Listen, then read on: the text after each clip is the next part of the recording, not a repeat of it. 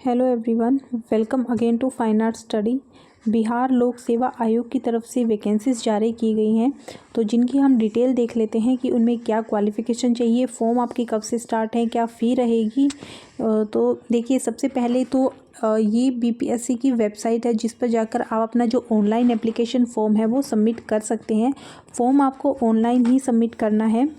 उसके बाद हम फाइन आर्ट वैकेंसीज़ की बात कर रहे हैं, तो ये 2 लेवल पर निकाली गई हैं, एक तो 6 से 10 और एक 9 से 10।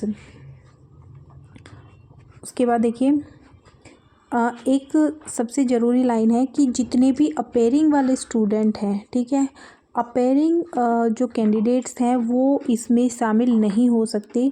यानी कि जो भी स्टूडेंट सीटेट या फिर एसटेट का पेपर इस बार दे रहे हैं, ठीक है, जिन्होंने फॉर्म फिल किया हुआ है, तो वो इस फॉर्म को अप्लाई नहीं कर सकते। उसके बाद नेक्स्ट क्वालिफ़िकेशन की हम बात कर लेते हैं। तो जो आपकी जनरल क्वालिफ़िकेशन है उसमें आपको जो 9, 10th और 6 to 10 है उसमें आपका जो एसटेट का पेपर फर्स्ट है वो क्लियर होना ज़रूरी है। बाकी आप जो है वो देख लीजिए अपनी अपनी, अगर कोई बाकी अदर सब्जेक्ट से करना चाह रहा है तो वो यहाँ पर पूरा दिया गया है।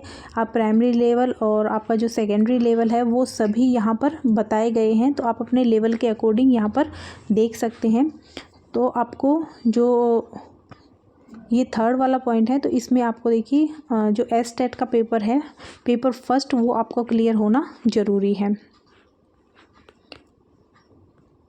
उसके बाद बात हम करते हैं जो हमारा सब्जेक्ट है, सब्जेक्ट के लिए हमें क्या क्वालिफ़िकेशन चाहिए।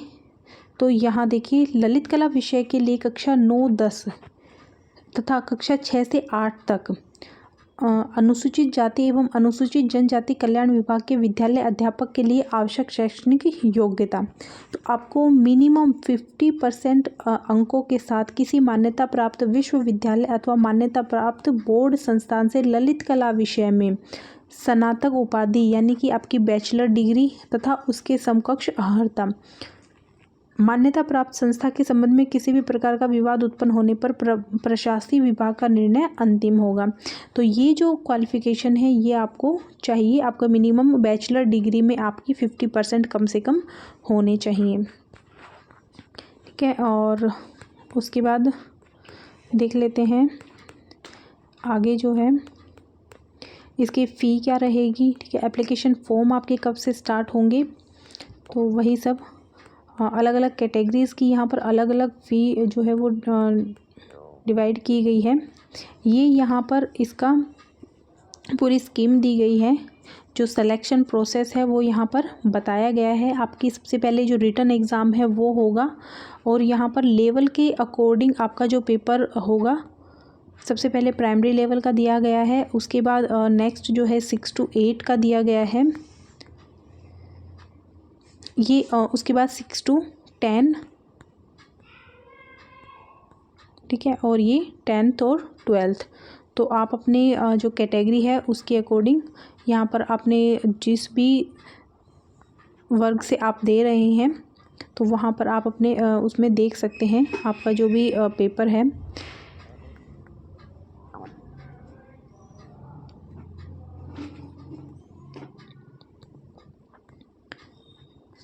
अच्छा, इसमें जो आपका फर्स्ट पार्ट रहेगा वो रहेगा क्वालिफाइंग, ठीक है। उसको आपको सिर्फ क्वालिफाई करना है। उसके बाद आपका सेकंड थिंग ये है कि आपके जितने भी क्वेश्चन आएंगे वो सभी एमसीक्यू बेस्ड आएंगे, यानी ऑब्जेक्टिव क्वेश्चन आएंगे, और उसके साथ ही आपके यहाँ पर कोई भी नेगेटिव मार्किंग नहीं है, ठीक है। ये मोस्ट इम्पोर्टेंट बात है।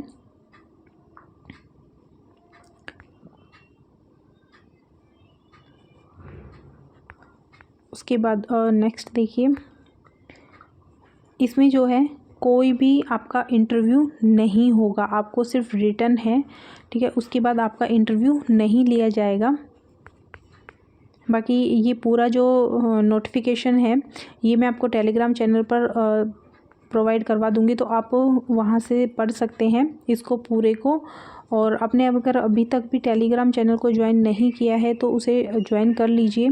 वहाँ पर आपको सभी जो PDF हैं वो भी आपको मिल जाएंगी।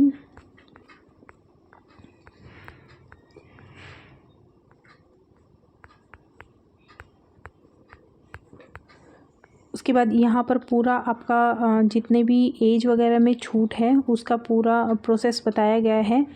और उसके साथ ही आपको जो डॉक्यूमेंट्स चाहिए वो यहाँ पर बताए गए हैं, ठीक है। और अदर स्टेट वाले भी इसमें अप्लाई कर सकते हैं। अच्छा, यहाँ पर आपका फ़ी बताई गई है कि आपकी जो जनरल कैटेगरी के कैंडिडेट हैं उनके लिए 750 रुपये, अनुसूचित जाति और जनजाति SC/ST के जो कैंडिडेट हैं उनके लिए 200 रुपये, और सभी आरक्षित और अनारक्षित वर्ग की जो फीमेल कैंडिडेट हैं उनके लिए भी यहाँ पर 200 रुपये ही होंगे। और जितने भी दिव्यांग अभ्यर्थी हैं उनके लिए 200 रुपये, और अन्य सभी उम्मीदवारों के लिए यहाँ पर 750 रुपये होंगे। इन 3 कैटेगरियों को छोड़ के जितने भी कैंडिडेट हैं उन सभी के लिए यहाँ पर 750 जो रुपीज़ हैं वो यहाँ पर फ़ीस रखी गई है।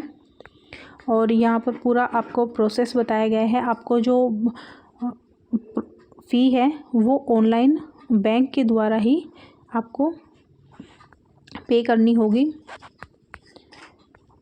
ओके, यहाँ पर आपका रजिस्ट्रेशन एवं भुगतान प्रारंभ करने की जो तिथि है वो 10/2 यानी कि 10 फ़ेब से आपके जो फॉर्म है जो रजिस्ट्रेशन है वो स्टार्ट हो जाएंगे, और 23 तारीख तक आपके 23 फरवरी तक आपके रजिस्ट्रेशन होंगे। विलंब शुल्क के साथ रजिस्ट्रेशन एवं भुगतान की अंतिम तिथि ये आपकी 25 रहेगी, यानी लेट फीस के साथ आप रजिस्ट्रेशन कर सकते हैं और अपनी फ़ी को सबमिट करवा सकते हैं, वो आप 25 तक कर सकते हैं। ऑनलाइन आवेदन प्रारंभ करने की जो तिथि है वो आपकी 10 फरवरी है, और ऑनलाइन आवेदन भरने की जो अंतिम तिथि है वो 25, यानी कि आपकी ऑनलाइन एप्लीकेशन फॉर्म आपके 10 फरवरी से स्टार्ट हो जाएंगे, और 25 फरवरी जो है वो इसकी लास्ट डेट रहेगी, ठीक है। बाकी इसको आप पूरा पढ़ लीजिएगा। बाकी जो मेन चीज़ें थी वो मैंने आपको बता दी हैं। फिर भी अगर आपकी कोई क्वेश्चन है तो आप लोग पूछ सकते हैं। Thank you.